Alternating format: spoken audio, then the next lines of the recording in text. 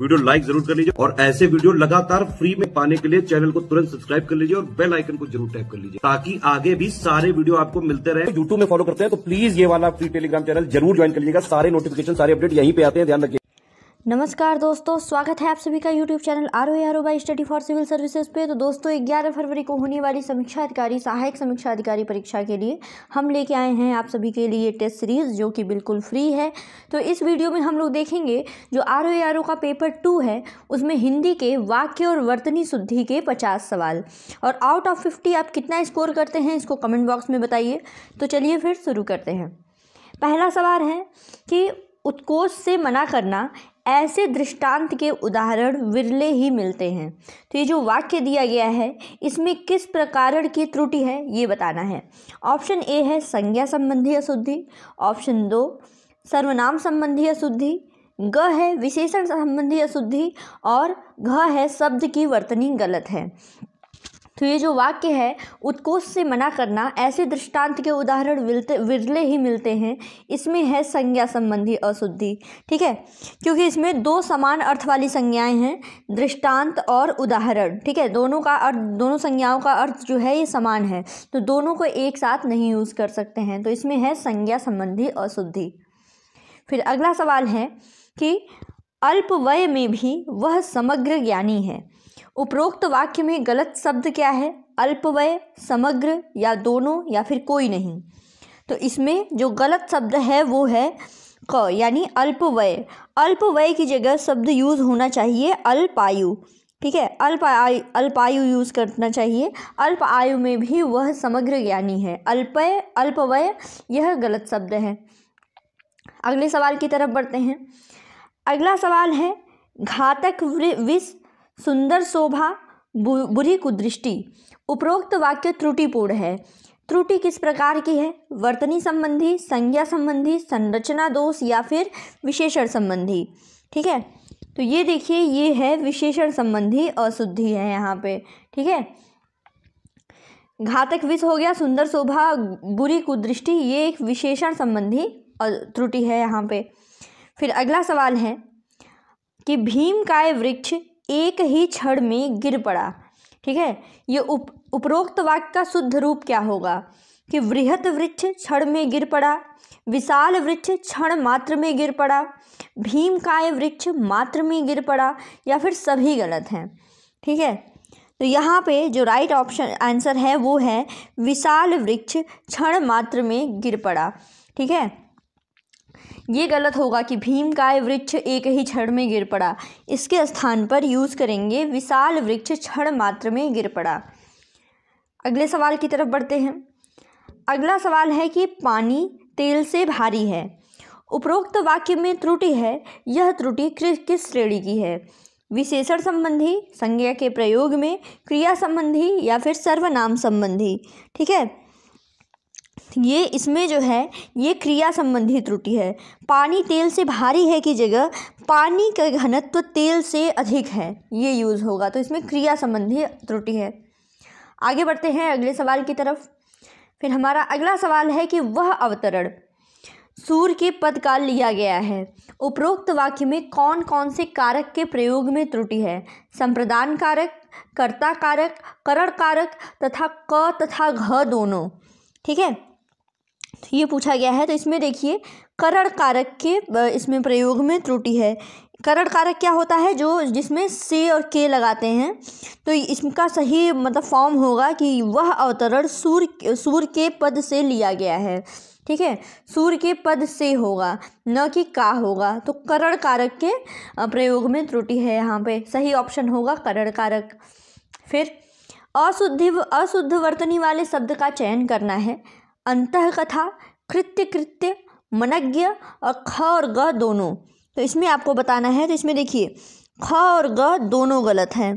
ठीक है, कृत्य नहीं होता है, ये होता है कृत्य, ऐसे लिखा जाता है, और मनज्ञ के स्थान पर होता है मनोज्ञ। ठीक है, मनज्ञ नहीं होता है, मनोज्ञ होता है। ठीक है, तो इसमें अशुद्ध वर्तनी वाले ये ख और ग दोनों हुए। आगे बढ़ते हैं अगले सवाल की तरफ कि निम्नलिखित में से शुद्ध वर्तनी वाला शब्द है। अनावश्यक, भुजंगिनी, अकस्मात, या फिर तत्वाधान। तो इसमें सही ऑप्शन है ग, अकस्मात जो है ये शुद्ध वर्तनी है। इसके अलावा अनुवासिक नहीं होता है बल्कि ये अनुवासिक होता है, ऊ की मात्रा लगेगी। भुजंगिनी के स्थान पर भुजंगी होता है और तत्वाधान के स्थान पर होता है तत्वावधान। ठीक है, तत्वावधान ये शुद्ध है। तो इसमें सही ऑप्शन होता है आपका अकस्मात। फिर है कागजातों को संभाल कर रखो। उपरोक्त वाक्य में रेखांकित शब्द का शुद्ध रूप क्या है? कागजात, दस्तावेज, दस्तरख्वान या फिर कागजात। ठीक है, तो यहाँ पे राइट आंसर क्या है? ये है घ वाला। कागजात जो है ये शुद्ध रूप है कागजातों का। आगे बढ़ते हैं अगले सवाल की तरफ। अगला सवाल है कि निम्नलिखित शब्दों में से दोषपूर्ण वर्तनी वाला शब्द कौन सा है? दायित्व, कुव्वत, तत्व या फिर सभी गलत हैं। तो यहाँ पे राइट आंसर है ख, कुव्वत जो है ये अशुद्ध रूप है। ठीक है,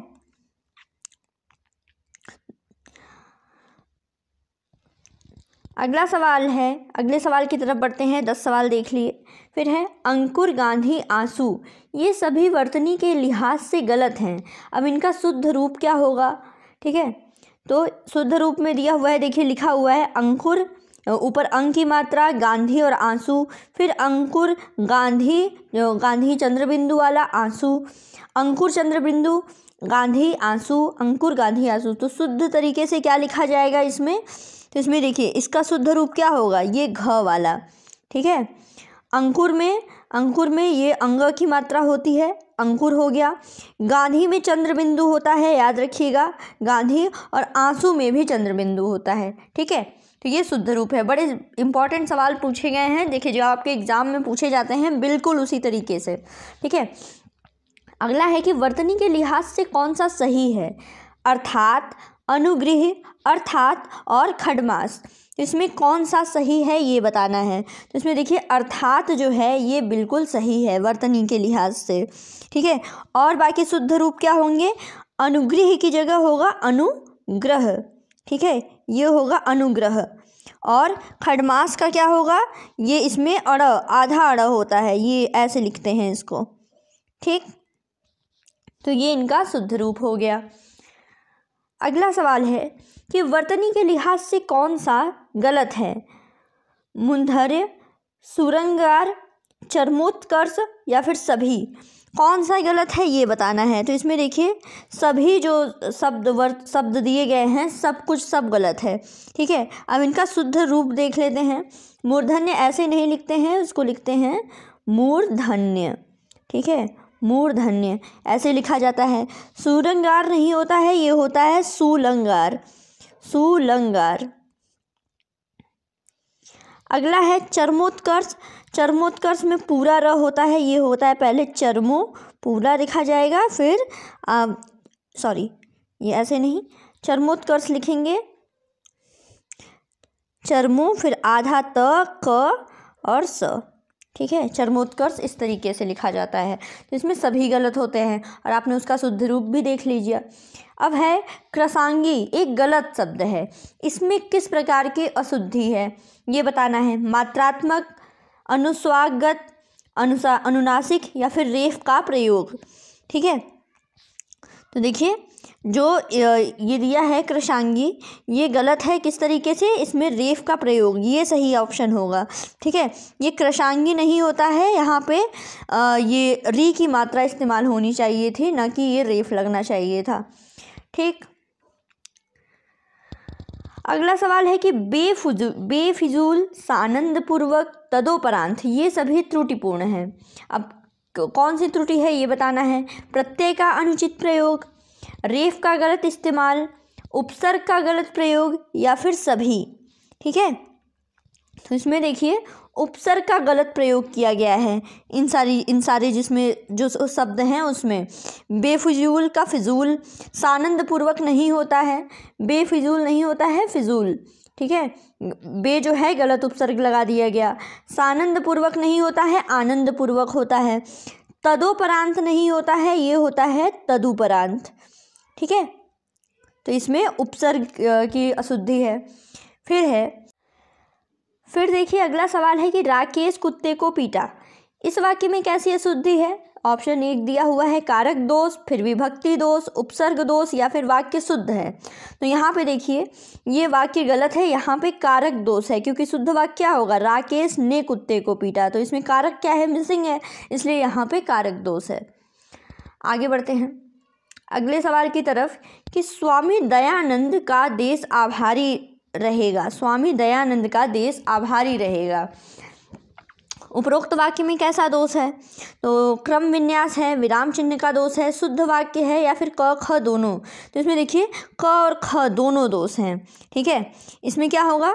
इसमें होगा सबसे पहले कि पहले तो क्रम विन्यास भी है, इसका शुद्ध वाक्य होगा कि देश स्वामी दयानंद का आभारी रहेगा।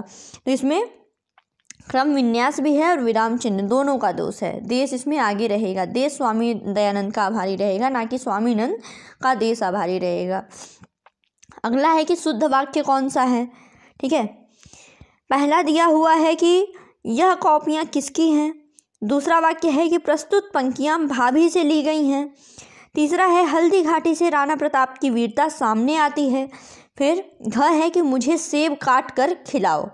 तो शुद्ध वाक्य इसमें कौन सा है? तो इसमें घ वाला शुद्ध वाक्य है कि मुझे सेब काट कर खिलाओ। पहले होगा इसका शुद्ध वाक्य क्या होगा कि यह कापियाँ किसकी हैं, ना कि कापियाँ किसकी हैं, यह। ठीक है, दूसरा प्रस्तुत पंक्तियाँ भाभी से ली गई हैं, नहीं, प्रस्तुत पंक्तियाँ भाभी नामक पाठ से ली गई हैं। और राणा प्रताप की वीरता हल्दी घाटी में प्रकट हुई, ये शुद्ध वाक्य है। इसमें क्रम विन्यास की अशुद्धता है। शुद्ध वाक्य होगा कि राणा प्रताप की वीरता हल्दी घाटी में प्रकट हुई। अगले सवाल की तरफ बढ़ते हैं कि किसकी वर्तनी शुद्ध है? संन्यास, कैलाश, कैकेयी, या फिर सभी?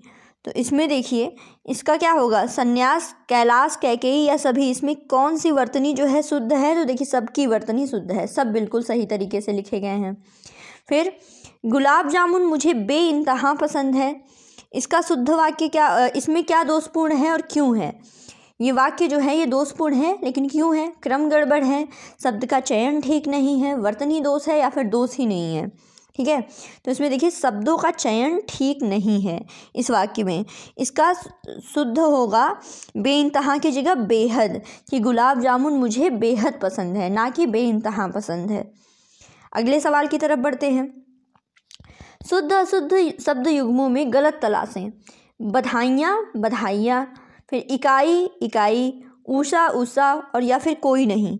ठीक है, तो इसमें देखिए सारे युग्म जो हैं ये सही हैं। ठीक है, इसमें राइट ऑप्शन होगा कोई नहीं। बधाइयाँ का शुद्ध बधाइया होगा, इकाई इस तरीके से लिखते हैं, ऊषा इस तरीके से लिखते हैं, बिल्कुल सही है, शुद्ध शुद्ध युग्म। फिर है अत्यधिक, पहिला, द्वारिका, इन सभी शब्दों के में किस प्रकार की वर्तनी दोष है? स्वर आगम दोष है, व्यंजन आगम दोष है, स्वर का लोप है, या फिर व्यंजन का लोप है? ठीक है, तो इसमें देखिए इसमें स्वर आगम दोष है। इन सभी में जो अत्याधिक, पहिला और द्वारिका लिखा हुआ है, इन सब में स्वर आगम दोष है। अत्याधिक की जगह अत्यधिक होता है, पहिला पहला होता है, और द्वारिका द्वारिका नहीं होता है, द्वारका होता है। ठीक है, ये होता है द्वारका। आगे बढ़ते हैं। ठीक है, कालिंदी एक गलत शब्द है, इसमें क्या दोष है? मात्रा गलत है, स्वर का लोप है, अनुस्वार का गलत प्रयोग है, या फिर चंद्र बिंदु का अभाव है?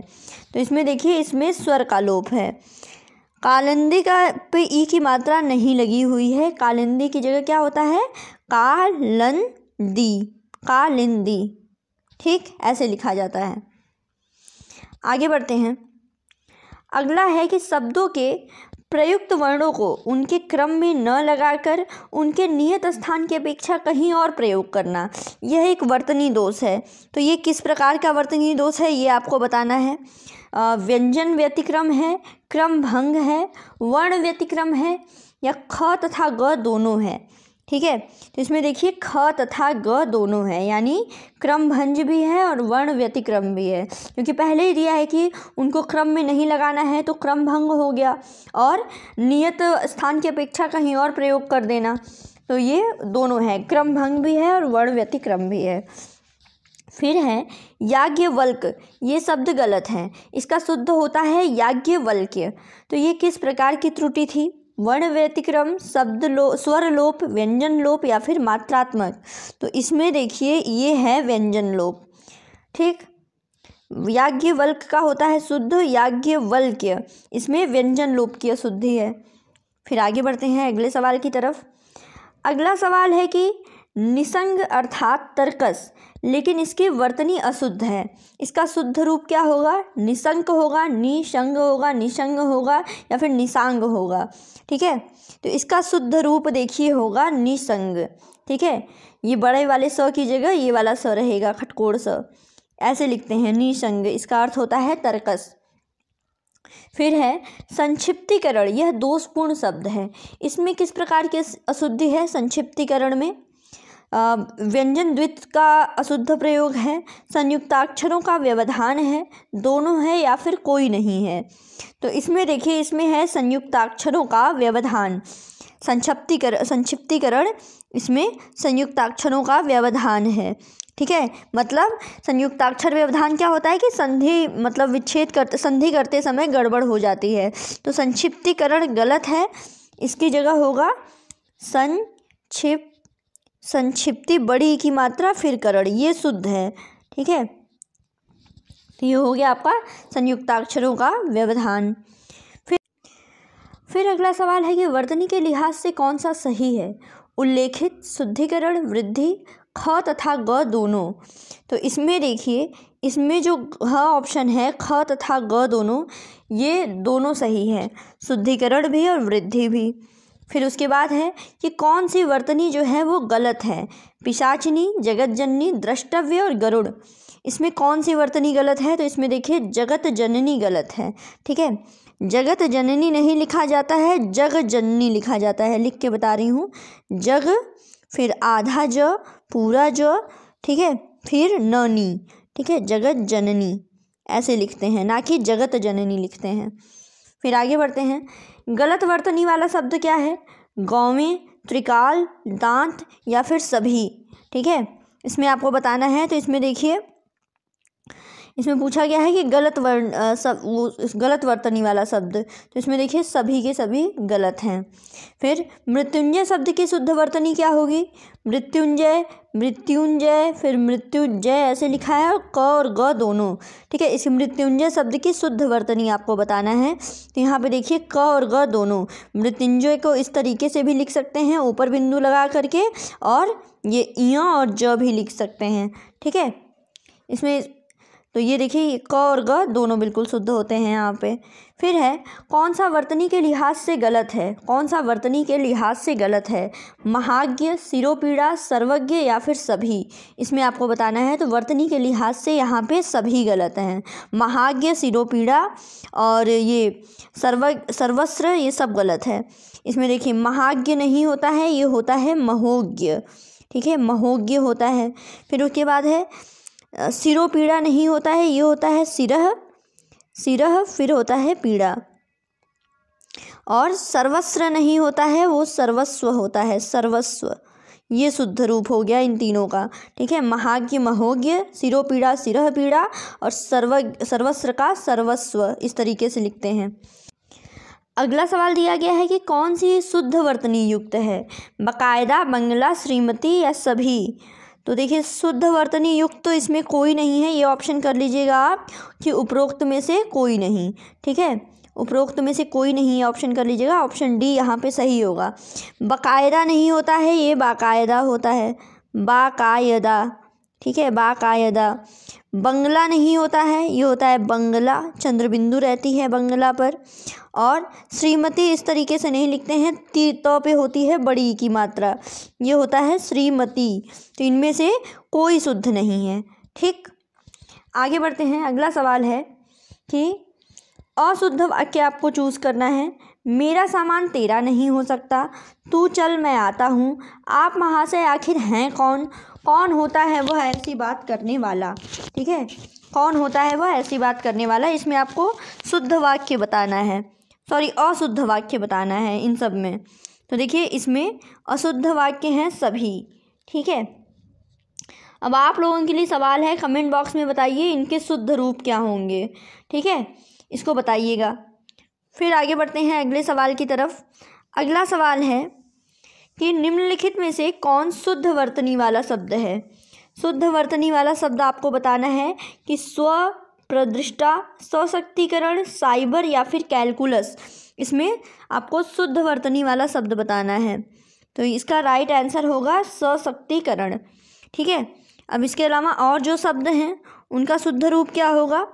उनका ये स्वप्रदिष्टा इस तरीके से नहीं लिखा जाता है, ये लिखा जाएगा स्व, इसमें रेफ लगाएंगे, स्वप्रदृष्टा। ठीक है, स्वप्रदृष्टा ये होता है शुद्ध रूप। ठीक है, सशक्तिकरण तो शुद्ध हो गया। साइबर में बड़ी ई की मात्रा नहीं होती है, ये होती है छोटी ई की मात्रा साइबर में। और कैलकुलस होता है, ना कि कैलकुलस होता है। ठीक है, कैलकुलस। ठीक, तो ये हो गया इनका शुद्ध रूप।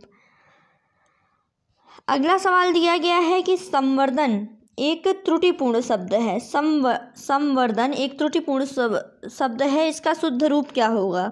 ठीक है, तो इसका शुद्ध रूप दिया गया है संवर्धन, संवर्धन दोनों, या फिर केवल ख। ठीक है, ये कैसा ऑप्शन है केवल ख। तो इसका देखिए, इसका जो सही त्रुटिपूर्ण शब्द है वो है शुद्ध रूप इसका संवर्धन। संवर्धन का होगा संवर्धन। ठीक है, अब शुद्ध वर्तनी वाला शब्द चुनना है। मत्यावरोध, साइकिल, सूची या फिर सैया। तो इसमें से शुद्ध रूप किसका होगा, तो शुद्ध रूप होगा सिर्फ शैया का। ठीक है, तो बाकी और किस शुद्ध रूप देखिए, मत्यावरोध नहीं होता है, ग होता है, गत्यावरोध होता है। साइकिल इस तरीके से नहीं लिखते हैं, वो इस पे य की जगह होगा छोटी ई। ठीक है, ऐसे लिखते हैं साइकिल। और सूची, सूची में होती है बड़ी ई की मात्रा च पे, ये हो गया सूची। फिर आगे बढ़ते हैं। तुम कब आओगे बाजार में पकौड़े खाने। तुम कब आओगे बाजार में पकौड़े खाने, उपरोक्त वाक्य में कैसी अशुद्धि है। ठीक है, तो वर्तनी की अशुद्धि है, क्रम की अशुद्धि है, संरचना दोष है, या फिर शब्दों का गलत प्रयोग है। ठीक है, तो इसमें देखिए ये जो पूछा गया है तुम कब आओगे पकौड़े खाने, इसमें है क्रम की अशुद्धि। ठीक है, ये तो होगा ना, तुम पकौड़े खाने कब आओगे, तुम बाजार में पकौड़े खाने कब आओगे, इसमें क्रम की अशुद्धि है, आगे पीछे क्रम लगा दिया गया है। फिर आगे बढ़ते हैं। निम्नलिखित शब्दों की शुद्धता पर विचार करें। ठीक है, दैनंदिनी, सर्वोपरि, भर्तृसना, ख्यात। इसमें एक से अधिक शब्द शुद्ध है, केवल एक ही शुद्ध है, 3 या 1 एकदम सही है, 1 तथा 4 यह सही है। ठीक है, तो इसमें राइट ऑप्शन क्या होगा, इसमें राइट ऑप्शन होगा घ, 1 तथा 4 सही है, दैनंदिनी और ख्यात। इसके बारे में और आगे डिटेल में अगर देखें तो दैनंदिनी, ख्यात शुद्ध है। इसके अलावा सर्वोपरि और भर्तृसना ये गलत है। भर्तृसना कैसे लिखते हैं तो उसको देख लीजिए, ऐसे लिखते हैं भ आधा त, स पर ऊपर आधा र और ना, इस तरीके से। फिर इसमें कौन सी वर्तनी सही है ये आपको बताना है, लालायित, लालायित, ललायित या फिर कोई नहीं। ठीक है, 40वें सवाल में कौन सी वर्तनी जो है वो सही है ये पूछा गया है, तो ये लालायित, लालायित लिखते हैं, ना कि ललायित होता है, ना कि लालायित होता है, य पर छोटी की मात्रा। अब आपको शुद्ध वर्तनी का चयन करना है, जाह्नवी, जाह्नवी, जाह्नवी या फिर किस तरीके से जाह्नवी को लिखेंगे ये पूछा गया है। तो इसमें देखिए इस तरीके से लिखते हैं जाह्नवी। ठीक, अगला सवाल है कि वर्तनी के लिहाज से शुद्ध शब्द कौन सा है। ठीक है, चिन्ह, विवर्त, अनुग्रहित और विरहणी कौन सा वर्तनी के लिहाज से शुद्ध है, तो ये देखिए ये है विवर्त, विवर्त शुद्ध है, बाकी सब गलत हैं। ठीक है,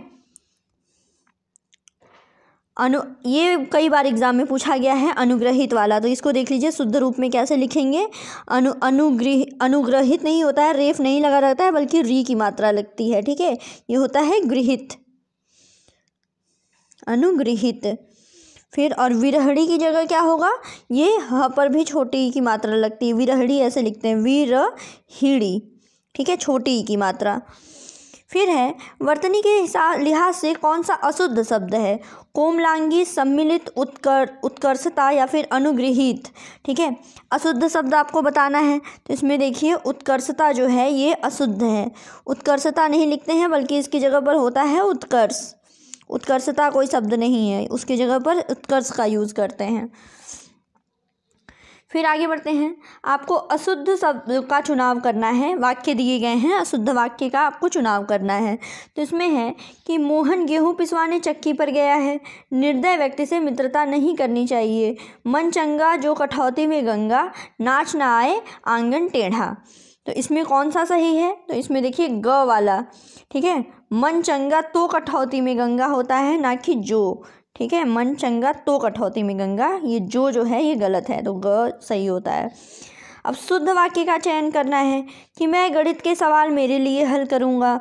उस चक्की पर तेल पेराई होती है, मुझे आशीष दीजिए, आफत गले आ मरी क्या करें। ठीक है, शुद्ध वाक्य का आपको चयन करना है। तो इसमें देखिए शुद्ध वाक्य है केवल मुझे आशीष दीजिए। मैं गणित के सवाल मेरे लिए हल करूँगा, इसके स्थान पर होगा मैं गणित के सवाल हल करूँगा। फिर उस चक्की पर तेल पेराई जाती है, तो उस चक्की पर तेल की पेराई नहीं होती है, तिलहन की पेराई होती है। तो उस चक्की पर तिलहन की पेराई होती है। आफत गले आ मरी क्या करें की जगह आफत गले पड़ी अब क्या करें। ठीक, अगला सवाल है कि शुद्ध अशुद्ध वर्तनी युग्मों में से गलत का चयन करना है। चिन्ह, मुक्ता, मौक्तिक, न्योछावर, न्यौछावर, उपरोक्त सभी सही हैं। तो इसमें गलत कौन सा है? तो इसमें गलत है ख वाला, मुक्ता, मौक्तिक, ये गलत है, दोनों शुद्ध शब्द हैं। ठीक है, इसमें चिन्ह गलत है, चिन्ह इस तरीके से लिखते हैं, न्योछावर की जगह न्यौछावर लिखते हैं, लेकिन मुक्ता और मौक्तिक ये दोनों शुद्ध हैं। अब है वर्तनी की दृष्टि से सही युग्म का चयन करना है। महत्व, रविंद्र, फिर सदृश, सदृश, सभी। तो सही युग्म कौन सा है? तो देखिए इसमें जो ये पूछा गया है कि सही युग्म आपको बताना है, तो इसमें है सही युग्म आपका घ वाला कि सभी के सभी। ठीक है, अशुद्ध और शुद्ध सही युग्म है। अब आपको गलत वाक्य का चयन करना है। ठीक है, गलत वाक्य बताना है कि निम्नलिखित महात्मा ने उसे श्राप दिया, वहाँ बहुत नीची खाई थी, अशोक के अभिलेखों की भाषा ब्राह्मी थी और उपरोक्त सभी। इसमें गलत क्या है? इसमें देखिए सभी गलत हैं। ठीक है, अब इसका शुद्ध रूप बताइए, शुद्ध रूप क्या होगा? तो महात्मा ने उसे श्राप दिया, तो महात्मा ने श्राप की जगह होगा साप। फिर वहाँ बहुत नीची खाई थी, तो वहाँ नीची की जगह क्या होगा? गहरी खाई थी। फिर अशोक के अभिलेखों की भाषा ब्राह्मी थी, तो भाषा नहीं ब्राह्मी थी भाई, लिपि ब्राह्मी थी। ठीक है, तो ये हो गया आपका शुद्ध वाक्य इसका। अब है अशुद्ध शुद्ध युग्मों की गलत में से गलत की पहचान करें। कौवा, कौवा, चातुर्यता, चातुर्य, दुधारू, दुधारू, भस्म, भस्म। ठीक है, तो इसमें कौन सा गलत है ये बताना है आपको। तो इसमें गलत कौन सा है? ये भस्म, भस्म। और आखिरी सवाल है आज का हमारा कि द्रवीभूत जो है एक अशुद्ध शब्द है, इसके स्वरूप में त्रुटि कैसी है? मात्रात्मक, वर्तनी, व्याकरण या फिर सभी प्रकार की। तो इसमें देखिए सभी प्रकार की अशुद्धि है। ठीक है, तो ये तो हमारे हो गए शुद्ध अशुद्ध वाक्य के 50 सवाल। ठीक है, 50 सवाल ये आपको बताना है। साथ ही देखिए चैनल पे विलोम के भी 50 सवाल अपलोड कर दिए गए हैं, उसमें बताइए कैसा परफॉर्मेंस रहा।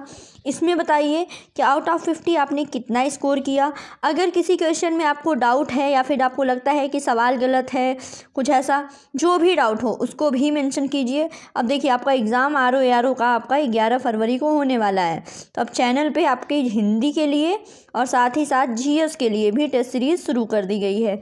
अभी तक विलोम से संबंधित और आज शुद्ध से हो गया संबंधित, इसी तरह GS में विज्ञान से संबंधित 50 सवाल आपको दे दिए गए हैं। ऐसे ही आपको डेली सवाल दिए जाएंगे, आप उसको लगाइए। PYQ की भी सीरीज़ ख़त्म होने वाली है, मोस्टली 80% 90% PYQ आपका करा दिया गया है RO एग्ज़ाम के लिए।